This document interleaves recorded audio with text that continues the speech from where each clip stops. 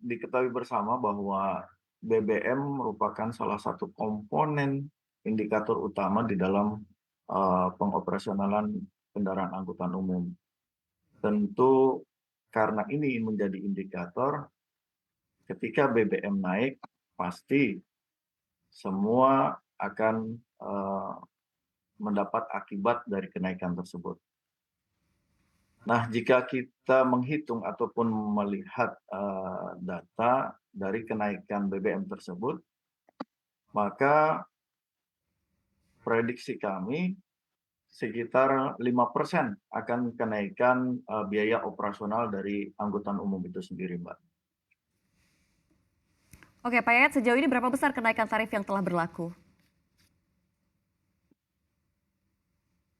Perlu kami informasikan kalau untuk angkutan yang terintegrasi dengan Transjakarta sampai saat ini tidak ada kenaikan tarif, Mbak. Yang ada kenaikan tarif itu adalah angkutan reguler yang memang belum terintegrasi dengan Transjakarta. Baik itu angkutan bus besar, bus sedang, maupun mikrotrans, Mhm.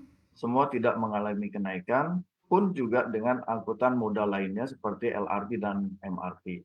Serta angkutan perairan yang menuju ke Pulau Seribu, pemerintah Provinsi DKI Jakarta mengambil kebijakan untuk tidak menaikkan tarif tersebut. Demikian, Mbak. Baik, untuk angkutan yang naik, berapa besar naiknya Pak, bisa disebutkan?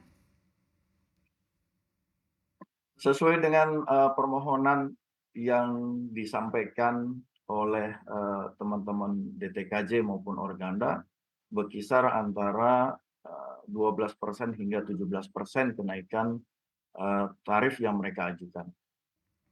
Baik, untuk tarif yang diajukan begitu ya 12 hingga 17%, apakah itu sudah masuk dalam perencanaan atau misalkan sudah oke begitu ini dinaikkan sekitar 12 dan 17% itu?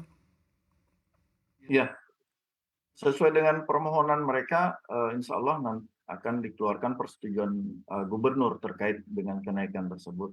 Untuk yang reguler, kita sudah menyepakati berkisar antara Rp1.000 kenaikan kalau melihat dari tarif yang berlaku saat ini, Mhm. dari 6.000 dari 5.000 itu menjadi Rp6.000. Untuk angkutan reguler ya, Mbak ya? Oke, berarti untuk angkutan reguler naiknya Rp1.000 Pak? Iya.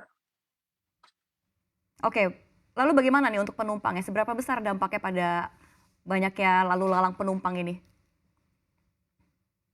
Kalau untuk penumpang karena beberapa hari ini kita banyak sekali demo, Mhm. jadi belum terlihat eee, signifikan dari kenaikan penumpang itu sendiri. Tapi namun kami memprediksi kurang lebih hampir sekitar 2-5% kenaikan penumpang akibat kenaikan harga BBM ini.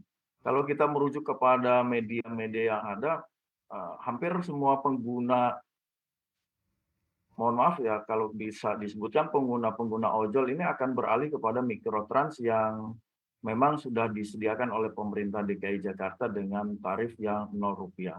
Baik, ini seperti apa nih? Mungkin nggak Pemprov DKI menambah subsidi atau bantuan ke angkutan reguler? Ya, seperti yang tadi disampaikan Pak Darmaning Tias bahwa prinsipnya mereka bisa saja bergabung atau terintegrasi dengan eee, Transjakarta seperti yang sudah berjalan saat ini. Hanya memang subsidi tersebut tidak bisa diberikan orang per orang atau kendaraan per kendaraan, melainkan harus melalui mekanisme mereka harus tergabung dengan salah satu operator ataupun wadah yang mereka naungi selama ini, eee public transport operator-nya. Nah, baru mereka bisa bergabung dengan Transjakarta. Itu pun dengan persyaratan bahwa mereka harus memenuhi standar pelayanan minimum, yang salah satunya terkait dengan spesifikasi kendaraan itu sendiri.